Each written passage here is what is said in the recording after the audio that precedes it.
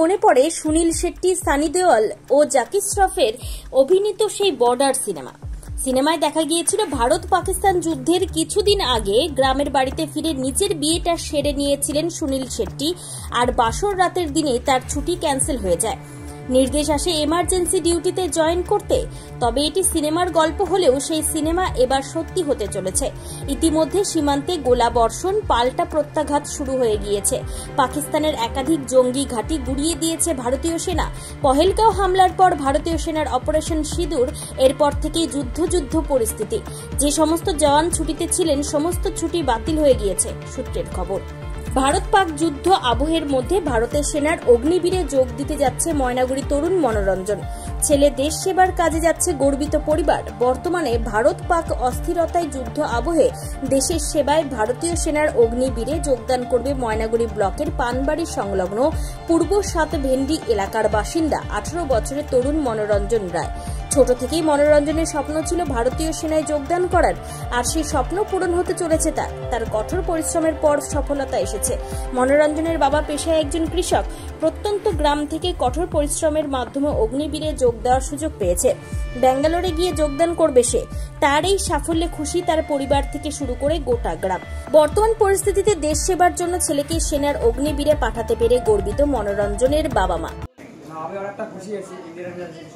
ছোট থেকে স্বপ্ন ছিল আমার বাবার আর দাদা, ওটাও স্বপ্নটা আমি পূরণ করলাম।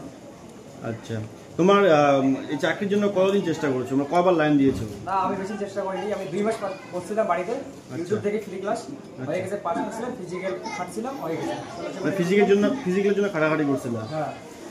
আচ্ছা, এই যে বর্তমানে ভারত পাকিস্তান একটা যুদ্ধের আবহাওয়া চলছে, হ্যাঁ, তোমার এই বিষয়ে কি বলবা? তোমার ফ্যামিলি থেকে কোনো বাধা দিয়েছে না? তোমার কোনো ভয় লাগছে? কি বলবা এই বিষয়ে? না, কোনো বাধা দেয়নি, কিছু হয়নি। কারণ ট্রেনিং এখন থাকবো, করবো, আমার দেশের জন্য কিছু করবো, এটাই চাই।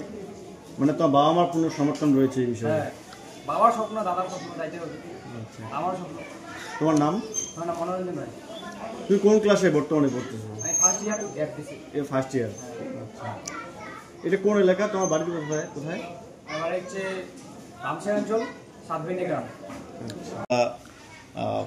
ইন্ডিয়ান আর্মিতে জয়েন করতে যাচ্ছে, এই যে একটা যুদ্ধের আবহ, তার মধ্যে জয়েন করতে যাচ্ছে, আপনি ওনার বাবা হিসেবে কি বলবেন?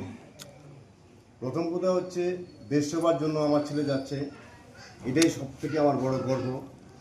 সে তো চাকরির ক্ষেত্রে যাচ্ছে না, মনে করো দেশ সেবার ক্ষেত্রে যাচ্ছে।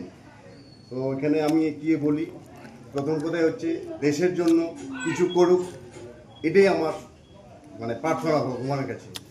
এই যে একটা যুদ্ধের আবহাওয়া তৈরি হচ্ছে, ধরে নেন যুদ্ধ চলছে, হ্যাঁ, বর্ডারে ফায়ার চলছে, আর তার মধ্যেই আপনার ছেলে যাচ্ছে, কি বলবেন এই বিষয়টা?